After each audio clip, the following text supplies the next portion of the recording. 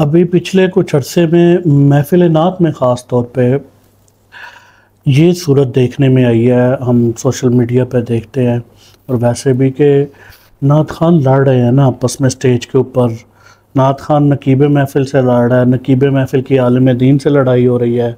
वो कह रहा है तुम अली अली नहीं करते, तुम मौला ही नहीं हो। मैं बहुत सीधे लफ्ज़ों में बात कर रहा हूँ, उसमें नहीं कर रहा लपेट के कि तुम राफ़ज़ी हो, तुम शिया हो, तुम सुन्नी हो, तुम वहाबी हो। ये लड़ाई जगह जगह पे महफ़िल। तो जो देखने वाले हैं, जो मोतरज़ीन हैं, वो तो हर वक्त इस निशाने में रहे ज़िंदगी भर के हमें कोई बात मिले और हम पकड़ें।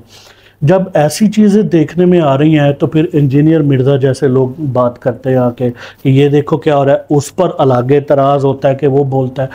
हमें हमारे स्टेज पे जब ऐसा कुछ होगा तो ऐसे लोग तो एतराज़ करेंगे। नात ख़ानी डोमिनेट नहीं कर रही इस वक्त महफ़िल नात में, मनाक़िब और ये चीज़ें बहुत ज़्यादा डोमिनेट कर रही हैं। आप क्या कहते हैं? अब इसमें कई सवाल हो गए हैं। पहली बात तो मैं आखिरी बात का जवाब देता हूँ आपको। हर ज़माने में किसी चीज़ की ज़रूरत महसूस की जाती है तो वो नुमायाँ होना शुरू हो जाती है। अगर महफ़िल नात में मनाक़िब पढ़ी जा रही हैं तो इसकी भी कुछ वजूहात हैं, सोचनी पड़ेंगी हमें कि क्यों पढ़ी जा रही हैं। मैं ख़ुद कभी मनक़बत नहीं पढ़ता था हमदो नात के अलावा। फिर एक ऐसा हादसा हुआ मुल्क में, एक ऐसा बयान आया जिसने बहुत ही बेहूदगी के साथ कुछ लोगों के पूरी उम्मत के दिलों को अफसरदा कर दिया।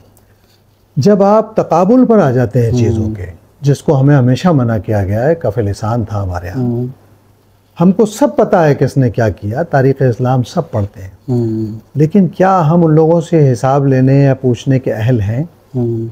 क्या हम मशाजरात सहाबा में किसी के तरफ जाकर उससे सवाल जवाब करने के अहल हैं? क्या हमारे अमाल ऐसे हैं कि हम किसी सहाबी से सवाल करें? तो बेहतर ये था, उलमा ने जो तरीक़ा बताया था कि अपनी ज़बानों को खामोश रखें। हर बात हक़ भी वाज़े है और ना हक़ भी वाज़े है, लेकिन उस चीज़ को इशू बनाकर आपने इस्लाम को पहले जितना नुकसान पहुँचाया, हमारे मजहबी तबके ने मज़ीद नुकसान पहुँचाया है। मज़ीद ग्रोह दर ग्रोह हैं। ये तो इस मसले का मैंने पस मंज़र बता दिया कि आज ख़ुद फिर लोग रद्द अमल में उस काम पर आमादा हो जाते हैं जो काम वो पहले नहीं कर रहे थे, क्योंकि वो जब देखते हैं कि कहीं ज़्यादती हो रही है तो फिर वो इंसान की फितरत है कि वो खैर के साथ खड़ा होना चाहता है। जहाँ तक दूसरे मसाइल नात ख़ानी में, तो याद रखिए कि अदम बर्दाश्त है पूरे माशरे में। हर आदमी ये समझ रहा है कि दूसरा उससे उसके मुंह की रोटी छीन रहा है।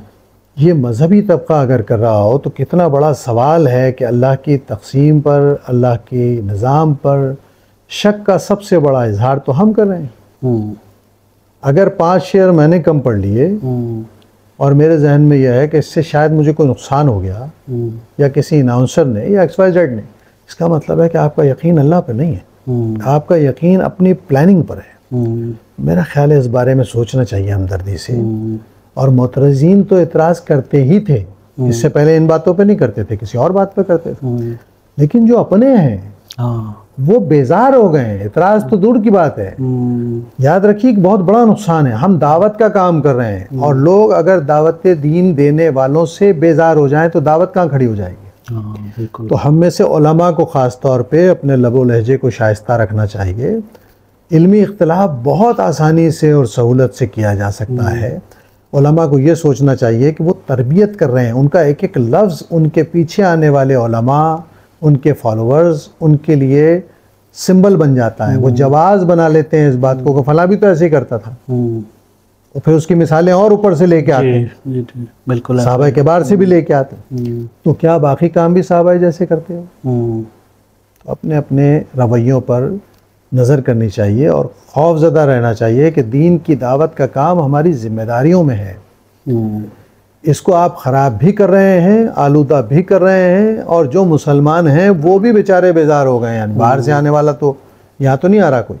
दुनिया में कैसे लोग मुसलमान हो रहे हैं? इखलाक की वजह से, किरदार की वजह से, इल्म की वजह से, रसूलुल्लाह की सही मार्फत पहुँचाने की वजह से, अल्लाह के दीन की सही हिकमत और दावत पहुँचाने की वजह से। हम क्यों फिराफ हैं? हम क्यों नाकाम हैं? हम तो अपने लोगों को बदमज़हब और काफिर बना रहे हैं, बिल्कुल बगैर कुछ सोचे समझे। खुदा के लिए अपने भाइयों के बारे में भी उसी तरह नरमी से सोचो, जैसे तुम्हें जन्नत में जाने का शौक़ है, अपने भाइयों के लिए भी इसी तरह हमदर्दी से सोचो। उसकी ठोड़ी में हाथ दे के बात समझाओ, अगर कोई जवाज़ है तुम्हारे पास। अगर तुम्हारी दलील से मुतासिर होगा तो समझ जाएगा, कोई अपनी आकबत नहीं ख़राब करना चाहता। लेकिन अगर तुम समझाने के बजाय उसे डराने पर लग जाओगे और डरा कर कोशिश करोगे कि हमारी बात मान ली जाए, तो कोई किसी की नहीं मानता, सब अपना कमाते अपना खाते हैं। बहुत एहतियात करने की ज़रूरत है, इस आलूदगी को कम करने की ज़रूरत है।